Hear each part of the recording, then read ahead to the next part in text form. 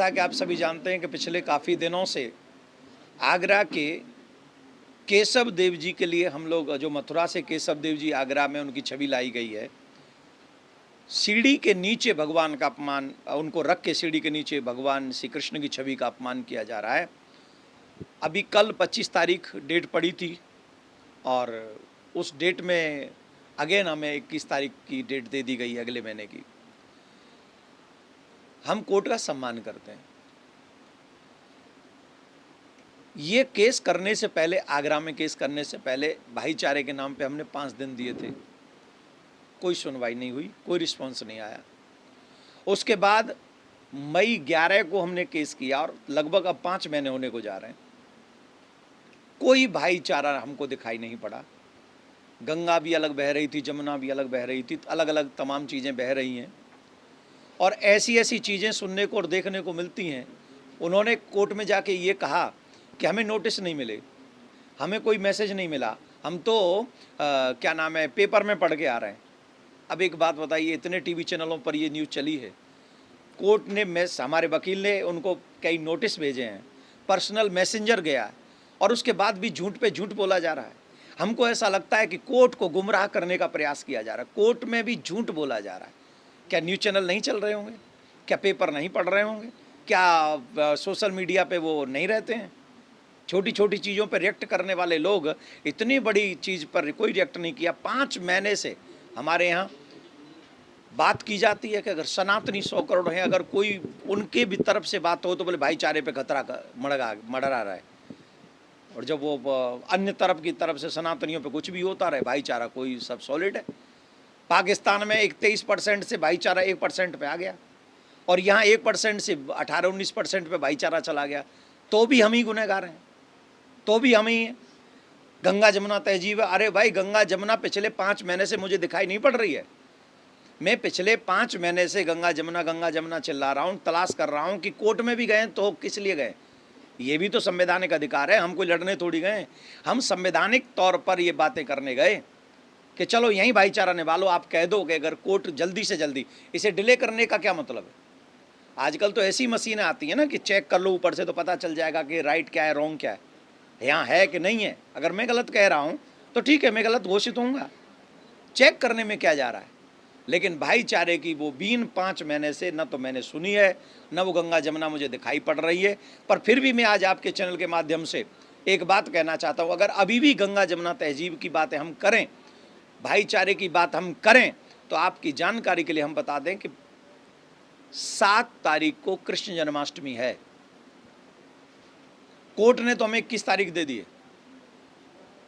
क्या भाईचारे के नाते, क्या मानवता के नाते वही जो 5 महीने में आज कोर्ट पहुंचे हैं, क्या वो हमारे ऊपर एक भाईचारे के नाते उपकार करेंगे कि कृष्ण जन्माष्टमी तक वो लोग उन सीढ़ियों का प्रयोग न करें? कहें कि 100 करोड़ लोगों की आस्था है कृष्ण की छवि, तो हम इन सीढ़ियों का प्रयोग नहीं करेंगे कृष्ण जन्माष्टमी तक। क्या वो इस भाईचारे को निभा सकते हैं? निभाना चाहिए। अगर आप चाहते हैं कि 100 करोड़ लोगों की भावना की कदर हो, तो आपको आज से ही उन सीढ़ियों का प्रयोग बंद करना चाहिए 7 तारीख तक। क्यों? 7 तारीख को भगवान श्री कृष्ण का प्राकट्य दिवस है, जन्माष्टमी उत्सव है, जो पूरे भारत में ही नहीं, भारत के बाहर भी बड़ी धूमधाम से मनाया जाएगा। तो मैं ये प्रार्थना करता हूँ कि आप लोग अगर कोर्ट में देर से पहुँचे, कोई बात नहीं, 5 महीने से हमें नहीं दिखाई पड़ा, पर फिर भी अगर ऐसा कुछ है तो आप ये भाईचारे की एक पहल करें और हमारे भगवान के छवि का अपमान करने से बचें, जिससे और 100 करोड़ सनातनियों का भावना का अपमान हो। यही, इसी के लिए मैंने आपको बुलाया है, कष्ट दिया है। और हाँ, एक बात कह देता हूँ, अगर इसी तरीके से ये सब चलता रहा तो हम कोर्ट के साथ साथ अन्य संवैधानिक अधिकारों का प्रयोग करने के बारे में भी सोच रहे हैं। जिसे संविधान परमिशन देता है, उन प्रयोगों को हम कहाँ और कैसे कर सकते हैं, वो कार्य हम आगे प्लान करेंगे। धन्यवाद।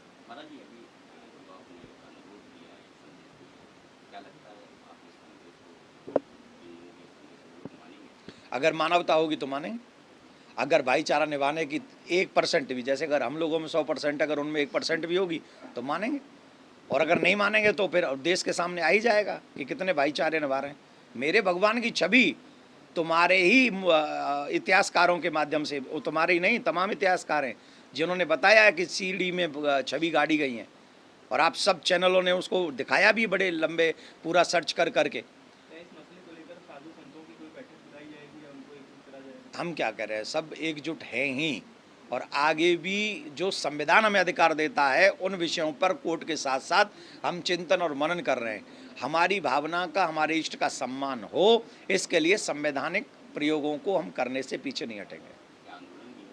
ये हमने कहा संवैधानिक अधिकार जो हमारे हैं उन पे हम अनंत चिंतन कर रहे हैं कि आगे हम क्या इसकी पहल करेंगे, क्योंकि कृष्ण का होता रहे अपमान नहीं सहेगा हिंदुस्तान।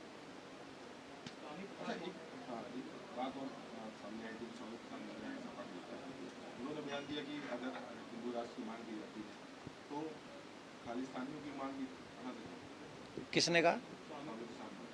आपने क्यों चलाया उनकी बात? वो सिर्फ और सिर्फ इस समय पता है उनको वो कुछ कंडीशन में है, तो मैं न तो स्वामी जी की बात का जवाब दूंगा न प्रसाद जी की बात का जवाब दूंगा। मैं एक धार्मिक प्रवृत्ति का आदमी हूँ। वो जिसका चाहे समर्थन करें वो उनकी मर्जी, वो किसी का समर्थन न करें उनकी मर्जी। मैं उनके पीछे, क्योंकि मैंने देख लिया ना उनको, उनकी गहराई देख ली ना।